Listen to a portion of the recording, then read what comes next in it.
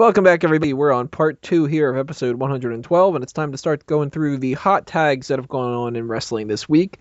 There's a couple pretty interesting things, one of which is a rumor of Daniel Bryan versus Undertaker at WrestleMania 30. We've seen rumors of Brock Lesnar, Sheamus, John Cena, Ryback, which that kind of went dead months ago.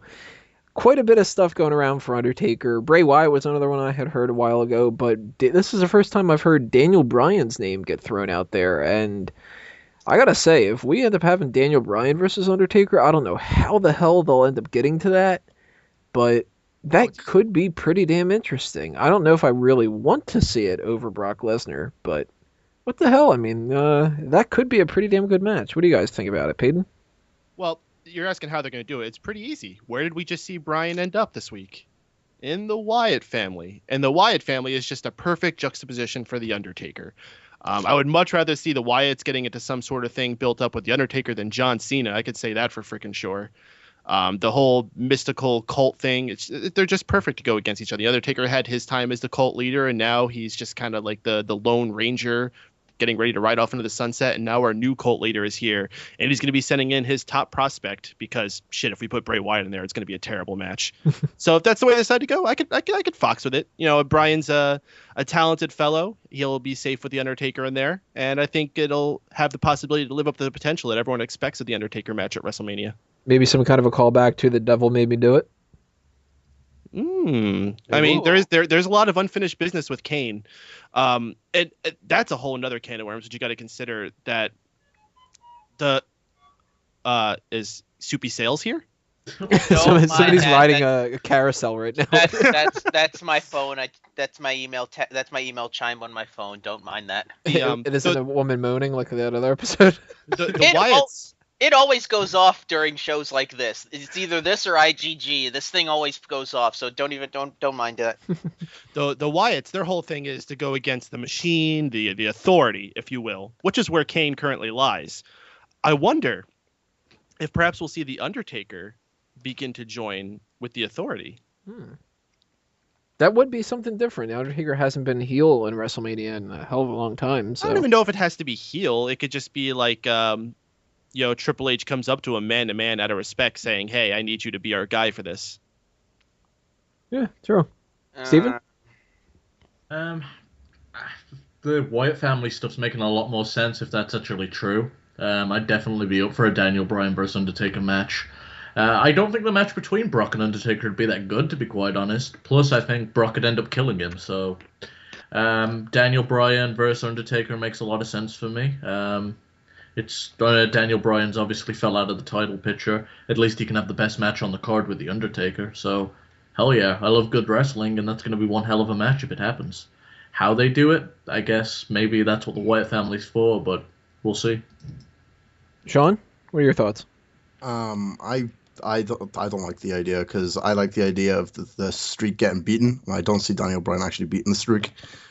So, whereas Brock Lesnar would be more believable. For him to take the streak, but swings and roundabouts. It'd be a good match. What do you think, Miguel? If that's where they're going with Bryan joining the Wyatt family, I'm okay with it, because honestly, I wasn't okay with him siding with the Wyatts. I thought it was a big step down from where he was. In my mind, I'm thinking, all right, where are they going to go with this? My first thought was maybe doing this to maybe have Bryan put over Bray. Because I know they see a lot in Bray Wyatt's character, and I think if there's one guy you could put him in the ring with that'll make him look good, especially on a WrestleMania stage, it's Daniel Bryan. It's almost like a Fandango Chris Jericho situation. But if this is just a throughput to get him to face The Undertaker, I'm okay with that too. I mean, it's like CM Punk versus The Undertaker. It's one of those matches that I think, when we see it, it's going to be 4 stars at least. I think in the case of The Undertaker, you really don't need a storyline. I think The Undertaker and his streak have become so ubiquitous. You could just have him pop up and target the Wyatt family, and people will just be okay with that. It's not the lead up to people don't pay attention to the little details when it comes to The Undertaker. It's just The Undertaker's here. He wants the Wyatt family. Accept it. Let's So, just not forget when the Undertaker made that big 212 return, and he just comes out, and then Triple H comes out, and then they stare at each other, and they stare at the WrestleMania sign, and then we have a match. And Yeah, then another little title card pops up and goes, "LOL, not Sting." So everybody just expected it to be that.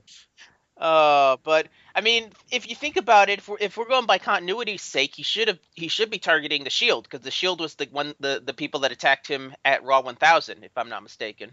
Wouldn't it be great if Undertaker came out and he just cut a promo and he's like, "Yeah, I should be going after the Shield, but Roman Reigns is going to do that for me anyway." So Honestly, if they want to do Taker versus the Shield to capitalize on that and Roman Reigns' success, I'd be totally okay with it. I don't think you should give Roman Reigns the win, but you can use that as a springboard to maybe the breakup of the Shield. You can have it so that the Undertaker beats them, and it kind of creates a wedge between all of them. Honestly, I'd rather see that than Daniel Bryan versus the Undertaker. But if I have no choice and I have to see Bryan versus the Undertaker, I'm okay with it.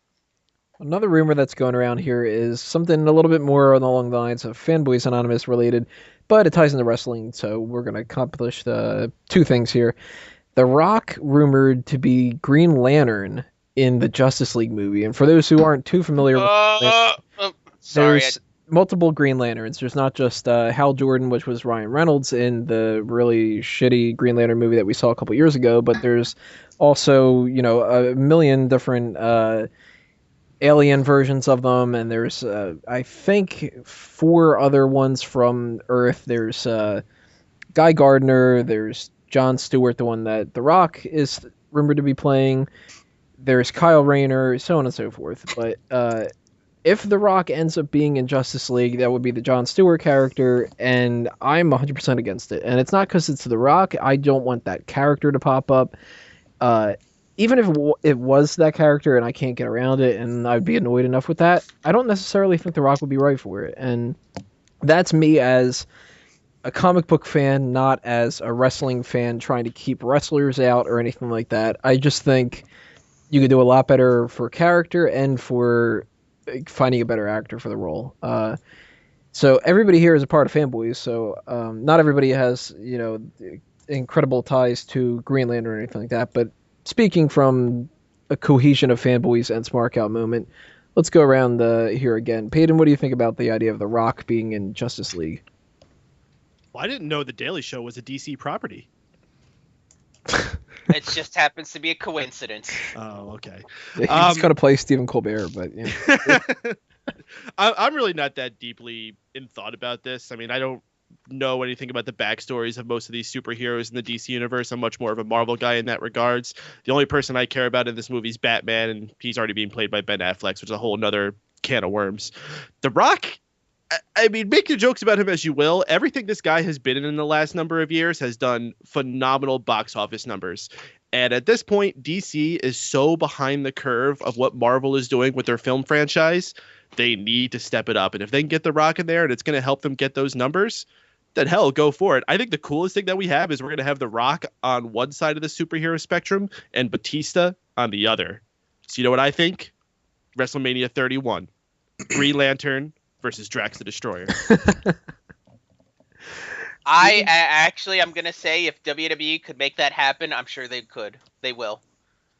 I wouldn't mind seeing a Rock versus Batista matchup. Those are my 2 favorite wrestlers. No. Green Lantern versus Drax the Destroyer.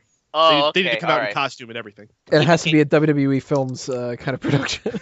It has to have those crazy camera edits and sound effects and stuff. So what do you think about this, Steven? I don't give a fuck about superheroes. So yeah, I'm not a big superhero guy. Whatever The Rock touches recently has been pretty good. So yeah, sure, whatever. Steven's sitting there going, I gotta wait until for these nerds to finish. Miguel, what do you think? I am completely 100% against this idea. I'm getting into Green Lantern. I'm currently going through the Blackest Night storyline. I'm going to work my way backwards through the Jeff Johns trilogy. But I'm against it because my experiences with Jon Stewart is through the Justice League Unlimited TV series, which I like. Likewise. And I just don't think The Rock fits that kind of character. I think, to me, Jon Stewart, you need more of a distinguished character. Like he comes off as somebody who is not the prototypical action looking guy. Like he's more of like a general almost. Like he's more serious. And I think honestly, if you'd have given me the choice to cast a Green Lantern, if they are going with the through the Jon Stewart character, I honestly have always wanted to see Idris Elba play that role. I think he would have been perfect for Green Lantern, but I'm a big Idris Elba fan. And just to say something in terms of why they're doing this, Tony, I think it's to distance themselves from the flop that was the Green Lantern movie. I think that they're trying to distance themselves from that as much as possible, and really the only way you can really do that is by going with either Jon Stewart or Kyle Rayner. And I think given Jon Stewart's got a better rapport with the fans due to the Justice League Unlimited series, I think that's probably why they're going with him for the Justice League for the supposed Justice League movie.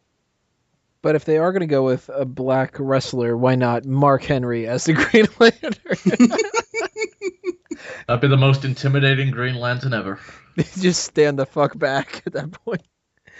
He's more Why not better the Hurricane as Green Lantern? The Hurricane? Yeah. He could be in there when they bring back when they bring in Kyle Rayner or Guy Gardner. I could see Shane Helms playing Guy Gardner. Stand back. Shane Helms is coming through. As long as it's not got a motorcycle, otherwise that won't end well. As long as he loses some weight, because that second time when he came back, you can tell he hasn't missed a meal in a long time. I'd rather just see Henry Cavill and Ben Affleck beat the crap out of Gregory Helms, period. Just out of the movie. Just see him beat the crap out of him. Just... If that's going to be the case, can we just bring back Ryan Reynolds and have both of them beat him up? Can we just have them all beat up James Franco? Why James Franco? Fuck James Franco. Oh. Seems legit. Sean, what do you think about the Green Lantern situation? I don't like The Rock as an actor, so bad decision there. And I don't like Jon Stewart as the Green Lantern, so, you know. I actually liked Hal Jordan. I actually liked Ryan Reynolds. I actually enjoyed the movie. All right, we got two other hot tags here. One of them is kind of odd that they're going to be doing this, but it makes a lot of sense. WWE, with their Performance Center, is going to be starting to teach things like money management skills and budgeting and ways to come off better on Twitter and a bunch of other things to their talent to make sure that they don't fuck up and become a Ric Flair later on in life or make an embarrassment of themselves to the media. I think that makes a lot of sense, but the reports were saying that it's almost looking like they're going to college more than they are training to become wrestlers and being, doing this kind of sports entertainment career.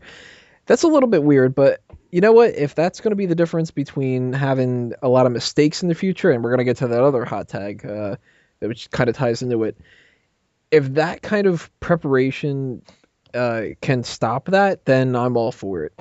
Peyton?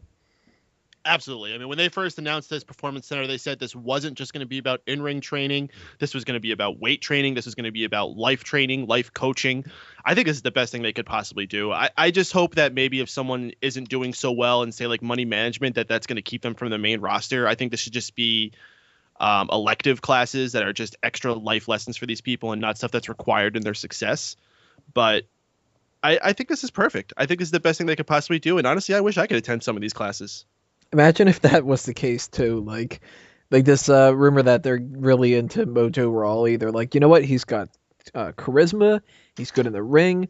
He can talk right. He's he's a great young talent. He's going to go far. Great with the media and all that. But man, that guy's numbers, his stats are just really weird. He can't balance his checkbook that well, so we can't make him a superstar anymore. Well, it also depends on what kind of schedule this is going to be keeping, how much this is going to be burdened onto these guys. I mean, if this really does become like college where they're lugging around textbooks and they have to go home and do homework every freaking night of the week, then no. I mean, if it's taken away from their time of focusing on the ring and in the gym, then it's a problem. But if they have this extra time while they're sitting there in Florida, why not make use of it and help these guys get some extra life skills so you can prevent people like Ric Flair, so you can prevent people from like Scott Hall and all those other things from happening. This is great. Big ups on WWE. Once again, another fantastic idea in the era of Triple H. I'm just sitting here thinking about that whole textbooks thing, and it's like, everybody, I want you to write a 1,000-page essay on the DX biography. What if, like, the wrestlers were the teachers? in character. Well, Titus O'Neil and Darren Young, millions of dollars. Right? I We're gonna picture it teach being you like- how to save millions of dollars, millions of dollars. I picture it being like, you ever see the TV show Tiny Toons? How they go to university and it's all the Looney Tunes characters teaching the Right. classes. It'll be just like that. Can All we the bring old Eugene legends. back just for that? Oh, You know who's gonna teach American history? Hacksaw. yeah. Taking bumps with Dolph Ziggler. I tell you what, they're looking for more shows on WWE Network. I'd fucking watch this. Family Life with Chris Benoit. Oh. Oh Jesus! We're not on that hot tag yet. Wago, what do you think about the Performance Center stuff? I like it as long as what Payton said, if they don't do well in those fucking classes, that it affects them getting onto the main roster. If that happens, that's an issue.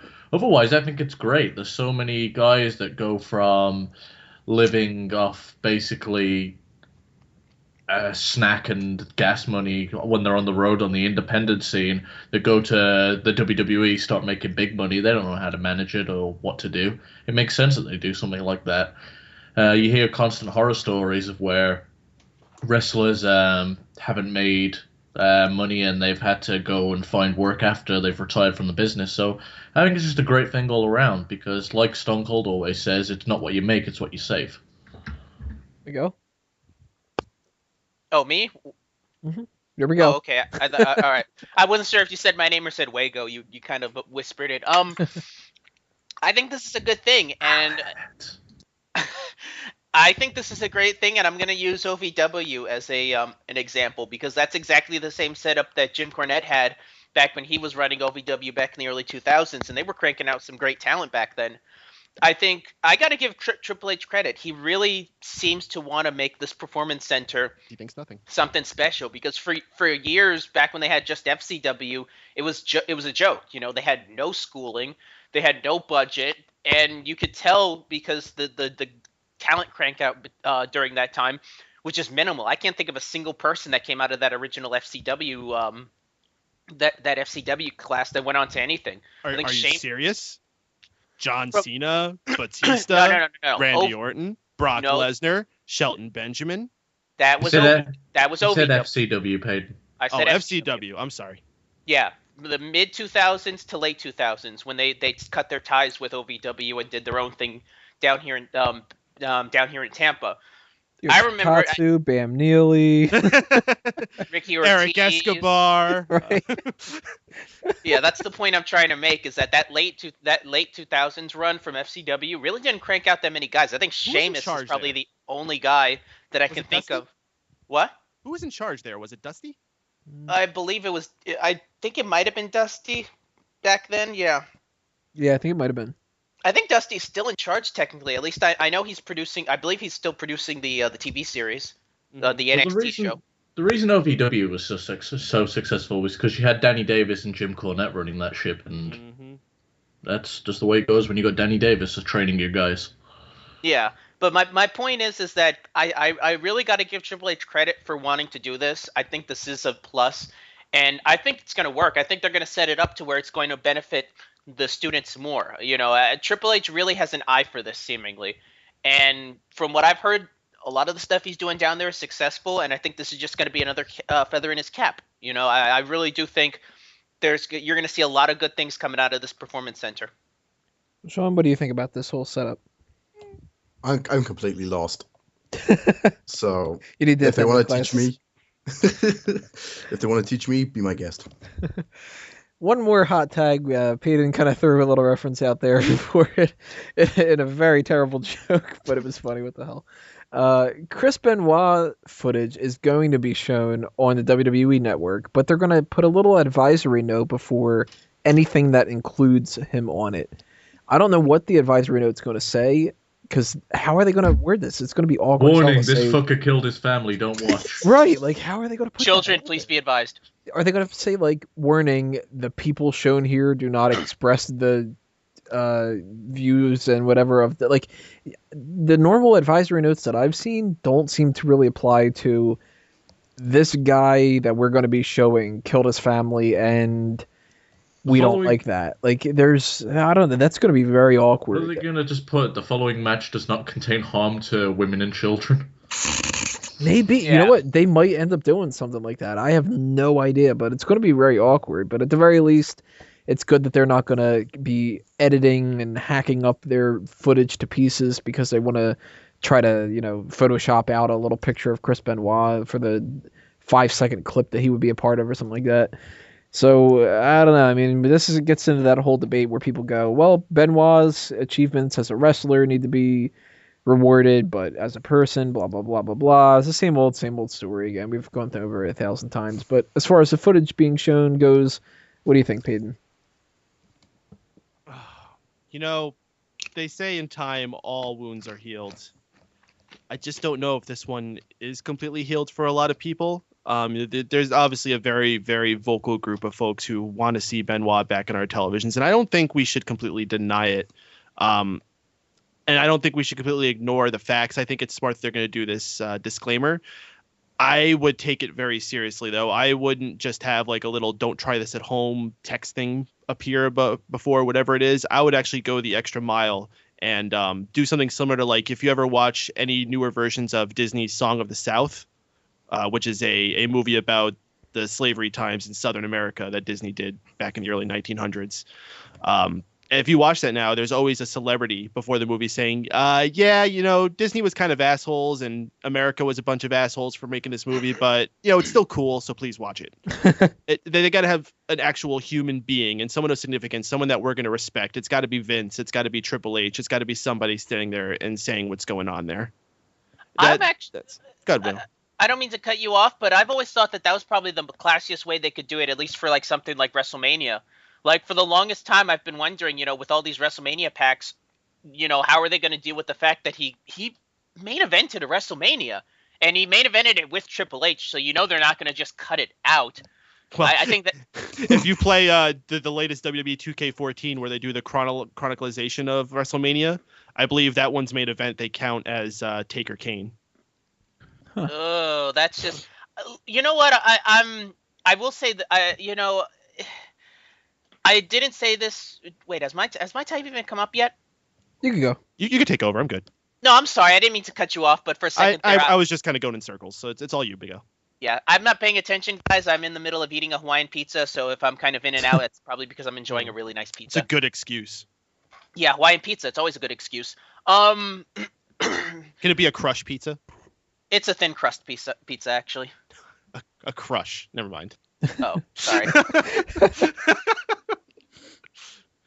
But you know what? It's history. It's history. You can't pretend that it didn't exist, especially if you're going to really. If you're going to be a professional company, you can't just ignore it. I mean, you look silly. You gotta, especially if you're going to be putting out more DVDs with for people. I mean, correct me if I'm wrong. The Chris Jericho DVD that they finally made, was that before or after his death? No idea. I have no idea either. I'm going to assume that it was after, and if that's the case, I almost guarantee you that they probably left out a lot of Benoit matches off of that, and that's a travesty considering how much those guys had in common and how many matches those guys had. I mean, one of my first rivalries I ever saw was him and Benoit back at SummerSlam 2000, and I thought that 2 out of 3 falls match they had was really good. I think, you obviously the WrestleMania thing that we talked about, you can't scrub this guy from history. I mean, the fact that they put out a Randy Orton DVD and only glossed over the fact that he won his first World Heavyweight Championship from this guy at SummerSlam, I think is ridiculous. And I think, I don't think you need to put a disclaimer, because I think people, anybody who knows about Benoit knows what he did. You're not going to offend people if you just show a matchup of his. It's history. It happened. You just got to deal with it. If this is what gets him back on film, I'm fine. I'm okay with it. I think it's just kind of silly. And I think they're going way too far to appease, advertisers and things like that. Well, Wago, do you think that by calling attention to this, they're going to keep it going and kind of, not to say like keep it fresh in our minds, but that they're going to do a disservice to that instead of just kind of letting it pass by? Or Yeah, I definitely agree with you on that. Basically, by drawing attention to it, you're making the situation highlighted. You don't need to bring attention to it. We all know about it. A lot of people are still getting over it. I mean, there's a lot of butthurt people on the internet. I just say if you're going to put the footage on, just put it on and don't mention anything. We know what's happened. It's a part of history. You can't erase it as much as they want to erase it. Just let it be. And if people don't like it, they don't have to watch it. That's the end result of it. So I'm one of these people that I know a lot of people are saying Benoit did horrible things, so just strike all this stuff from the record.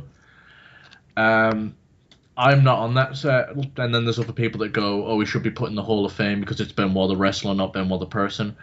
I'm on the boat where I don't think you should celebrate his accomplishments, but they should be there to be able to be viewed. What do you think, Sean? Pixelate him out like Japanese porn. Nah, South Park Muhammad thing. Yeah. Doesn't the NFL show footage of O.J. Simpson, though? Yeah. I believe then so. What's the difference? Yeah, apart from O.J. didn't kill himself. O.J. was acquitted. Nah. We all know he did it, though. It's not for us to judge. It's for the judge to judge.